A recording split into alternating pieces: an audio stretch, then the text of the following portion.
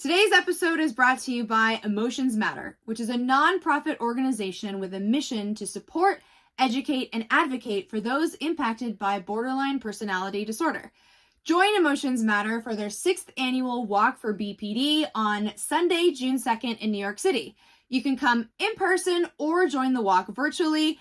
Details about Emotions Matter and the walk down below. We definitely recommend coming in person. Myself and several of my castmates will be at the walk, so we hope to see you there. And without further ado, let's get this episode started.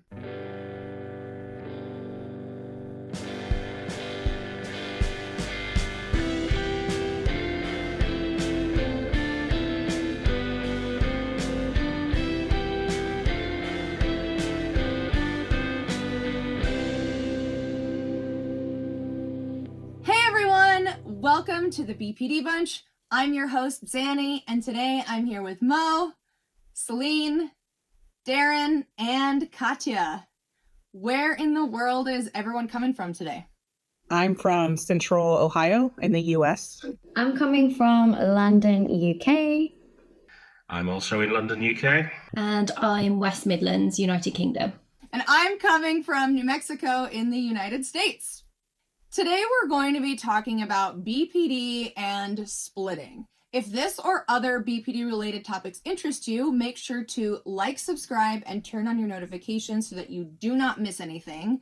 So loosely, for those of you who don't know what splitting is, it's mentally dividing things into all good or all bad absolute terms. It can act as a coping mechanism for some to avoid intense feelings that we don't know how to tolerate very well. One of the reasons for splitting can be that we have really intense, painful feelings, and it can sometimes feel safer to separate those into extreme categories. When we see someone as all good, we want to protect that, and so we separate that completely from negative feelings.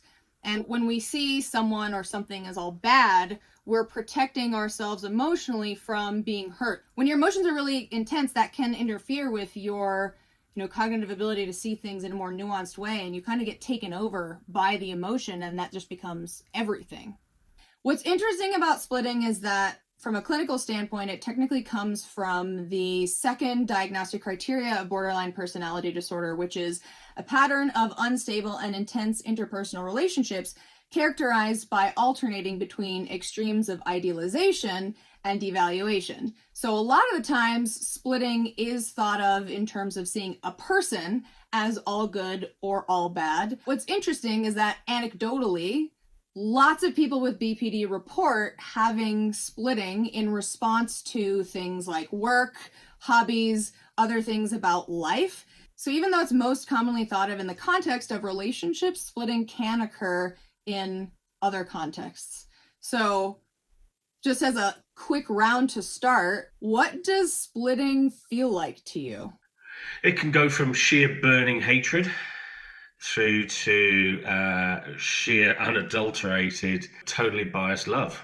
It's like the absolute extremes of it. And, sometimes you're fortunate and it falls somewhere in the middle, but very unlikely to. Yeah, it's one side or the other, I think. Darren, it's funny that you say that because when I was younger, I was the same way. For my super close relationships, I either loved you a lot or you were the worst person in the world. And I remember there were times when I was so in love with someone or just so happy to be around a friend that I think I smothered them. And then they would kind of give me the hint that they, it's a little bit too much for them. And then I would just hate them for not accepting all of my love or affection.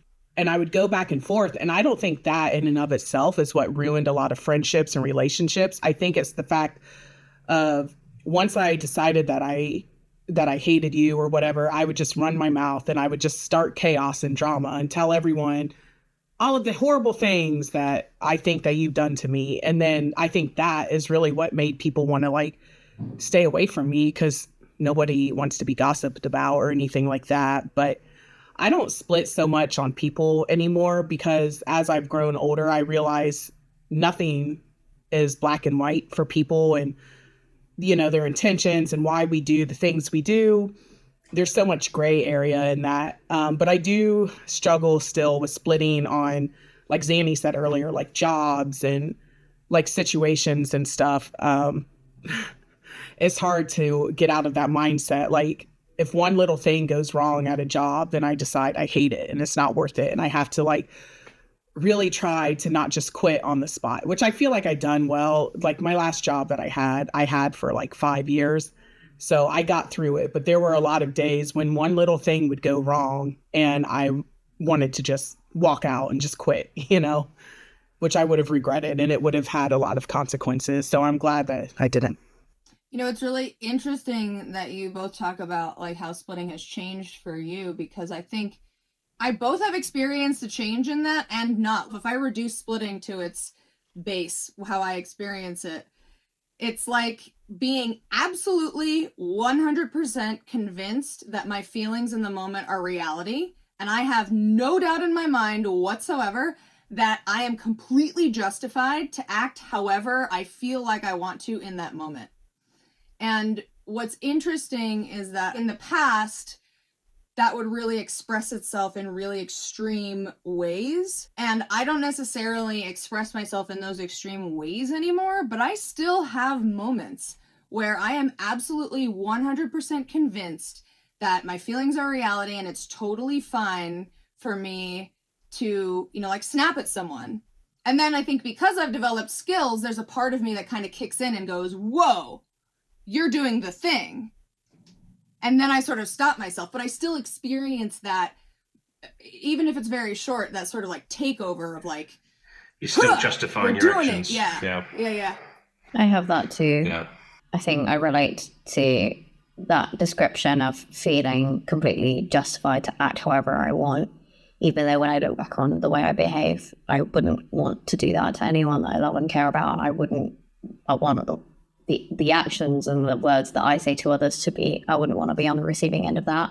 I relate to the feeling of intense hatred and feeling that towards a person. I don't really have splitting with things or jobs and things like that.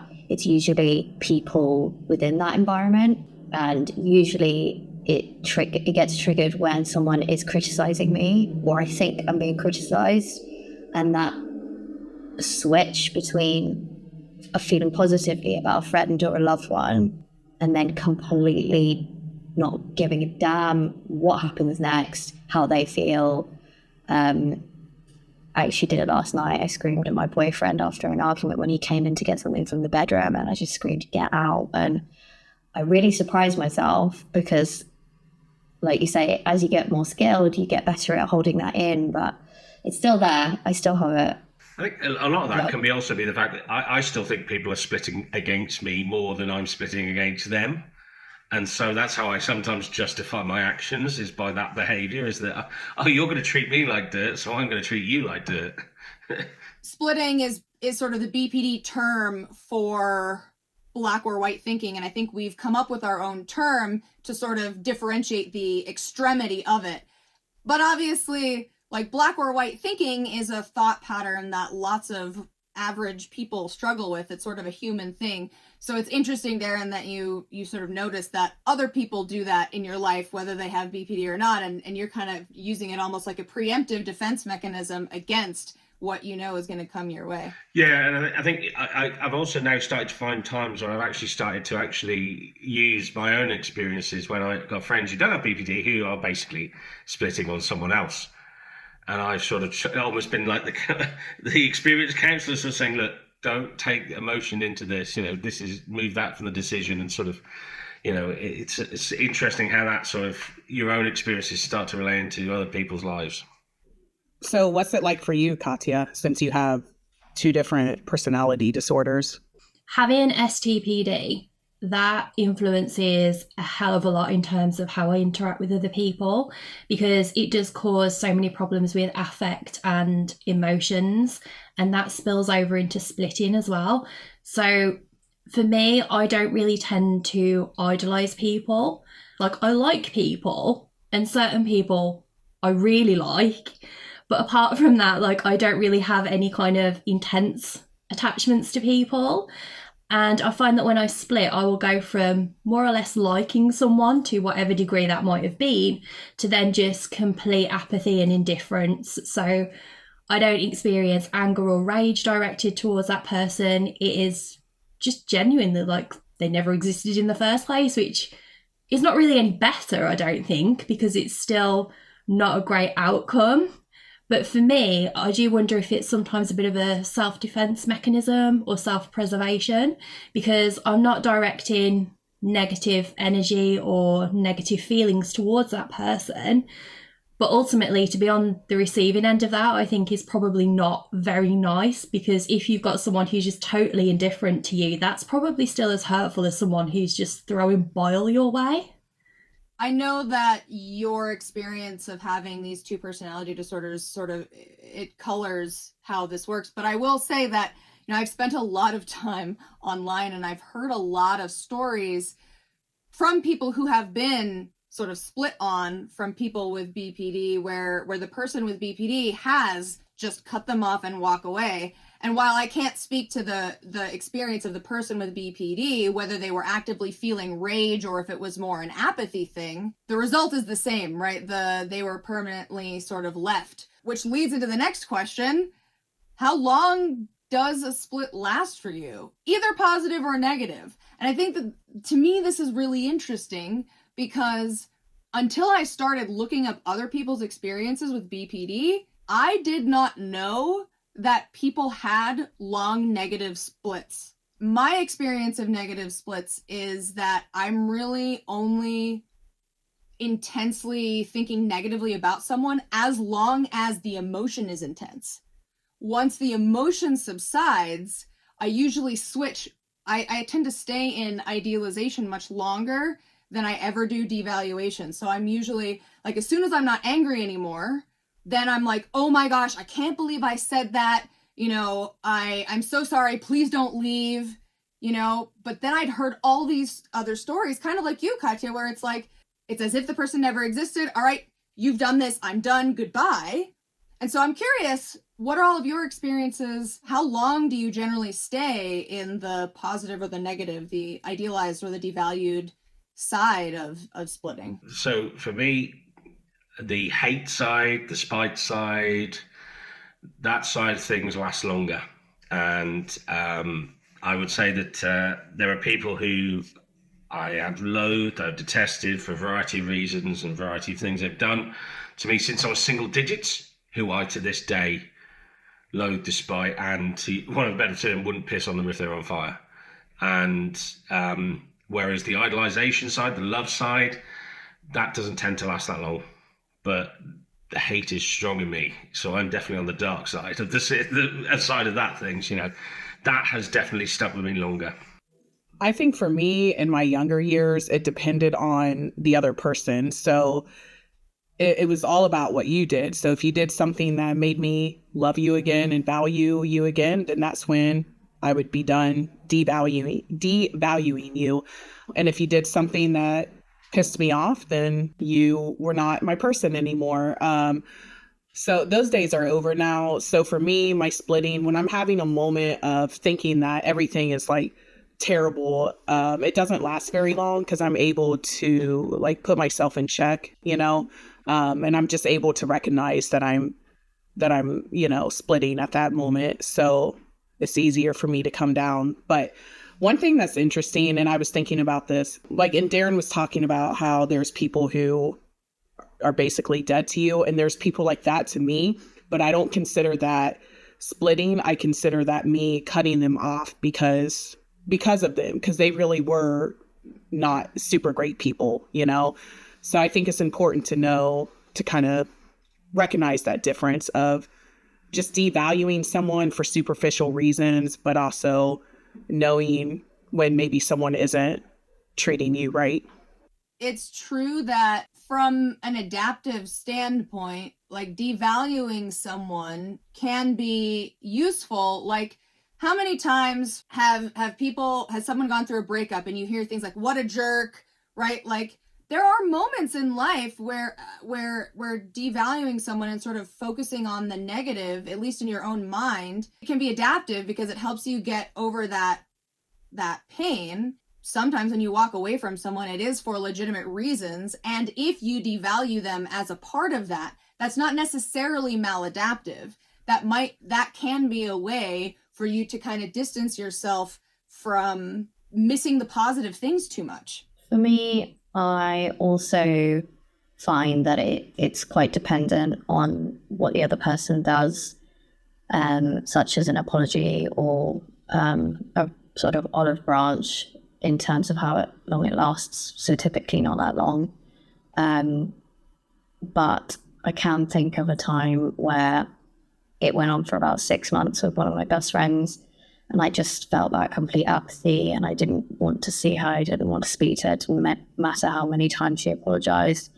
I needed to take a bit of time and space, I think, to let my emotions cool down. And for some reason, in that particular time, it took me about 6 months, but typically, a few hours, not really much longer than a day, now that I've got kind of skills to fact check and try and regulate my emotions.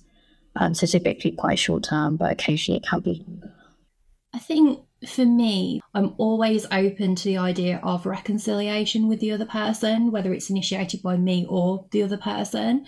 But I do find that the relationship never really goes back to how it was before. It's a bit like a factory reset on the relationship. So for the other person, it might be that, we carry on the friendship, and for them, it picks up where it's left off. But for me, it's almost like you can't recapture the magic of that relationship and you're starting from scratch.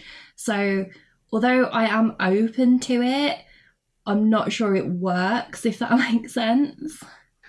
I never split on my parents when they were alive, but since they died, I've split on them so many times. I can literally, in the same crying session, go from missing them to despising them because of what they left me with and stuff, or what they sort of, what I now know. A lot of what we're talking about is people we can sort of resolve things where, to some extent. But when that person's actually gone from the situation, you can't actually then sort of resolve it. So you're sort of thinking, how does that end? Story time. Describe a particularly memorable split. The one that comes to mind for me when I think about splitting is very often a 6-month period where I hated my best friend and didn't think we'd ever be friends again. And apparently I did say to someone, I'm never going to be friends with them again. I have no recollection of ever saying that. And we're just as good friends as we were before I split. And it happened a few years ago in response to her very valid, now I look back, criticisms about the way I was conducting myself in a relationship, that I was being unfaithful because I was unhappy, and she nicely raised it with me, and I felt like it was a criticism, and I felt that she didn't understand what I was going through in my relationship, why I was unhappy, and I felt judged, particularly in the fact that I felt that she wasn't one to be throwing stones or casting judgment. So I felt really justified in splitting on her because I felt that when the situation had been reversed or similar situations had cropped up, I'd always been supportive of her, even if I hadn't necessarily agreed with her decisions. I'd always supported her. We've been best friends since we were 16. And I felt like that same courtesy wasn't being shown to me. And therefore, I just unleashed my rage and complete apathy for 6 months, where I didn't want to see her. I didn't want to speak to her. Anytime she'd reach out, I just tell her I really didn't care about her and I didn't want to see her. And it was quite rude and very blunt. And then one day I just sort of felt like I missed her, and enough time had passed that I'd calmed down, and I just apologized to her, and I explained, that it's a result of my BPD, and she forgave me, and everything's going well. I can share my example going back quite a few years when I worked in retail, and I think it was probably one of my first jobs that I ever had. And I had a manager who I thought was amazing. I would have classified her as a friend. And I made a mistake at work, and it was quite a small, easily rectifiable mistake. But she flew off the handle and just screamed at me, which kind of took me aback because I wasn't expecting that response at all. I sort of took myself away from that situation and got quite upset about it. And then when I returned to the office, there was just no acknowledgement whatsoever of what had happened. And that initiated a split. So I'd sort of gone from really admiring this person in a professional capacity, but also considering them to be, you know, like basically like a friend. And from that point on, I came in the next day and I just coasted. I was not interested in the job, wasn't particularly interested in having a working relationship with her, which obviously made it quite difficult in the workplace because other people noticed the tension between us. And then that started to create a little bit of unrest in the workforce. And I just wasn't really that committed to the role anymore, even though I'd loved it previously. And I started to do things like become slightly maliciously compliant. And I think even at that really young age, I realised that, you know, this was not a good environment for me to be in. So I think I lasted a matter of days before I left. But I do feel like that situation probably could have been rectified had it been tackled head on at the time and not left to fester. And I think the fact that not only I had BPD, but the fact that I was so young and in one of my first roles and had just no experience really of the working world, that it really could have just been sorted out so easily. And it was just a real missed opportunity. And it was unfortunate that it did result in that splitting scenario. I have like so many stories that I could tell about my past from friends and boyfriends who really didn't do anything wrong, but for some reason we had a slight disagreement and I decided that they were terrible. And then years after the situation happens, I look back and I'm like, why did I hate them so much? And like, why was I so angry about it? But I'll just share my most recent experience. And this happened, I don't know, probably like 6 or 7 years ago. I had a friend and we were pretty close. We weren't friends for very long though. And I did something that was messed up and she found out about it and she yelled at me and cussed me out and everything. And even though I was in the wrong for the most part, I split on her. I was like, well, whatever, you know, forget you. And I quit talking to her and she quit talking to me. And it really sucked because I don't know, like 3 months after everything happened, I tried to reach out to her to apologize and she like had blocked me from everything, like even through text messaging, I was blocked. It just really sucked because that was like one situation where I split on her and I regretted it and I tried to apologize so that we could be friends again and it just didn't work out. That was a teaching moment for me. I think that's why I don't split as much on people anymore because she was the first person who I deeply regretted splitting on her and doing what I did and there was no coming back from it, you know, and I ended up losing a good friend. Probably the most significant split that I ever had caused a breakup, and I couldn't come back from that either. In hindsight, the relationship was really dysfunctional to begin with, and it contributed to a lot of like long-term BPD issues. But basically, my girlfriend and I at the time, like we were having a fight over Facebook Messenger, by the way, which was like not the most effective way to be having a conversation of any kind. But I remember at some point I was so upset and so angry that I was just like, well, fine, like F you, then just never speak to me again. And I logged off. And then like 10 minutes went by and my rage started subsiding. And then I started to panic that I had ruined everything. And I sent her a bunch of texts and I was like, I'm so sorry. Like, I really didn't mean it. I was just really upset. Her response was something to the effect of, you've really hurt me. I feel in physical pain over this. I'm done. And I tried for months to get her to change her mind. I would call her, I would email her, and I would send, you know, even my messages to her were very back and forth splitting. Sometimes I would be begging her to come back to me, and other times it was like, how dare you leave me, you da-da-da, freaking psycho, like, if you were going to do this, you should have just walked away from the beginning, like, da-da-da-da. And after one, I think, particularly nasty email, like 3 or 4 months later, she wrote me back and was like, I've moved on, you need to also. And that was it. And I was depressed and heavily suicidal for 2 years. That was actually when I had the most number of attempts. It was like all the time. I was in the hospital pretty regularly because I was just so miserable. But when I finally got out of that hellhole, similar to you, Mo, I had this realization like, oh, you can't just split on people this way and expect them to stick around. It's a tough pill to swallow, that you can't just rage out and, think that everyone is always going to come back and be okay with it. Mine sort of, I'll go back to time, I'll go back in time as well. Mine, I used to suffer tremendous jealousy.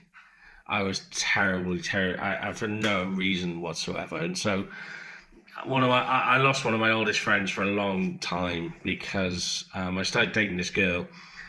And she just happened to mention casually that she found him attractive and thought he was, nice or whatever. And, passing comment, shouldn't really catch anything to it. But man, did that just float around in my head then. And I'd watch some chat and stuff, and I'd start to think, hang on, what's going on here?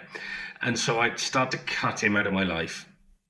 And, I didn't involve him. I didn't pay him any compliments. I didn't get involved. Anything where our group was together and it would involve me and him, I'd move away from, and I started to get really kind of upset about all of this.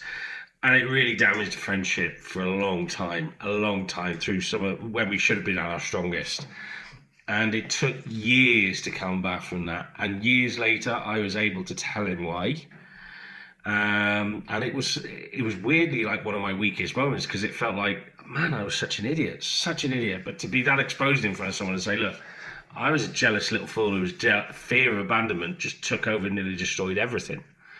And that was a horrendous time when I think about having to go basically crawling, to say what a fool I'd been. So splitting pre-diagnosis or at your worst versus later in recovery / now, what has changed for you? My self-awareness. I'm able to recognize that most of the time I am in the wrong and that I can own up to that. I don't have to sit in defense mode forever. Whereas when I was a bit younger, I didn't have that self-awareness to realize that there's two sides to every story. So I should just wait it out. Yeah, 100% that. And also I'd say awareness of what it does to others, and the lasting impact of it, and the fact that they might not be able to switch back into another mode as easily as I can. It might leave more of a mark with them than what it does with me, because I can forget it in 5 minutes later and bring it back or whatever. So as much as self-awareness is also being aware of what it can do to others.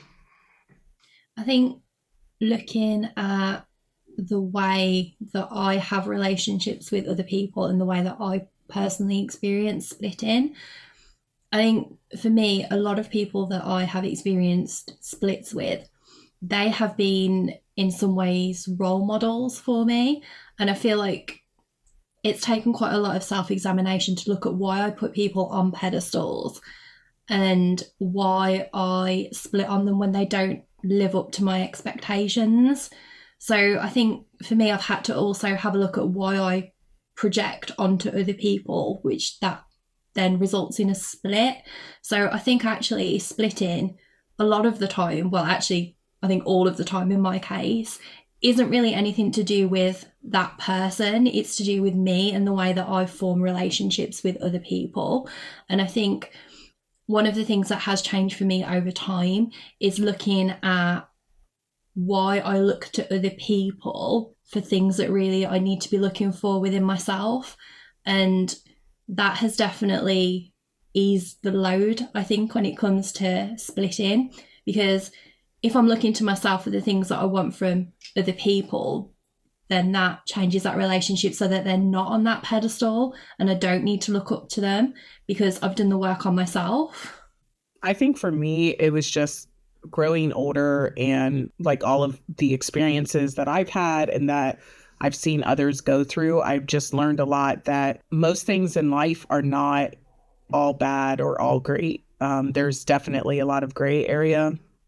And sometimes people make messed up choices that aren't super great, but that's part of life, you know? I know that I've made a lot of mistakes and I've messed up a lot. And it's okay, you know? And it's okay that other people are also going to make mistakes and mess up. And so splitting on them it hurts me the most, you know, because it ruins relationships or at least like causes drama, you know? So I just remind myself like shit happens basically, you know. There's no need to think that somebody hates you and that they're worthless just because they make a mistake, I guess is my point. You're right, Mo, with the sort of the age thing, because I think you just get tired of yourself. Yeah. You just get tired of repeating the same cycles, Yep. and you get tired of having to apologize for the same things and thinking, when will you learn? And you know, it's just the same scenario, just a different person in front of you. You're doing the same story to, and it's like, you just get tired of yourself. Yeah. Yeah, I think my splits have changed a lot. You know, the awareness piece for sure. I mean, I remember when my husband and I were dating, we used to get into these arguments that would go until really late in the morning because something would happen, I would split. And one of the things that has tended to happen as a result of a split is I think very catastrophic things about not only this moment, but the future. Like, if he doesn't want to do this thing now, he's never going to want to do it. And then this is how our relationship's going to be forever. So I have to change his mind or else it's going to end and it's going to be a huge catastrophe. Right. And so we would end up having these long arguments until 2 a.m. And then I would wake up the next day and be like, what the heck was that about? And now I'll have these moments where I split and maybe I'll start going down that path, but I have a lot more sort of mental mechanisms or other voices in here that will jump up and say, hey, like maybe give yourself some time before you decide that this is your entire life. You know, and I don't always believe those voices, that the other healthier voices are telling the truth. But I'm like, okay, when I think I'm 100% correct about something, there's usually something else going on there. So even though I don't believe this voice, I'll wait and we'll see. Or I'll actually like articulate my split to someone and say, this is what I'm thinking. This is what it sounds like you said to me. And then that kind of gives them the opportunity to clarify sort of what they meant. And I think that's been amazing. So even though I still split all the time, it's not like a huge BPD moment anymore. It's almost just like, it's just a little blip. Self-contained splitting, where you're splitting to yourself, and it's not extenuated out to anyone exterior. You know, no one actually sees it or feels it, but you're doing it there, and it's sort of like, right, I can manage this internally. I can manage it, right, resolved. What would your words of encouragement be to someone who has BPD and is currently, you know, really struggling to manage splitting? Be kind and patient to yourself. I would say acknowledge when you are in the wrong, own it, take accountability, but also don't let somebody convince you to take the blame if it's not all on you. I'd say just keep learning from it. Even those worst experiences, just keep learning from it, because at some point you will pick up on those learning tips and it will start to make a difference. I would say to check in with yourself. So if you find yourself absolutely adoring someone or something, or absolutely hating someone or something, check in with yourself, and that'll teach you to recognize when you are splitting. And just remember that almost nothing in life is all good or all bad. Try to avoid reacting to splitting on other things by splitting on yourself. Sometimes we tend to, at least for me, sometimes I've tended to go into this extreme self-hate direction as a result of splitting on other people. And then that just compounds the pain. And so finding a way to find a balance between taking ownership of the things that I've done wrong, but not go into self-hatred, I think is really important in managing splitting, because it helps things from spiraling out of control. So, thank you everyone so much for watching. We hope you got a nugget of wisdom to take with you on your journey.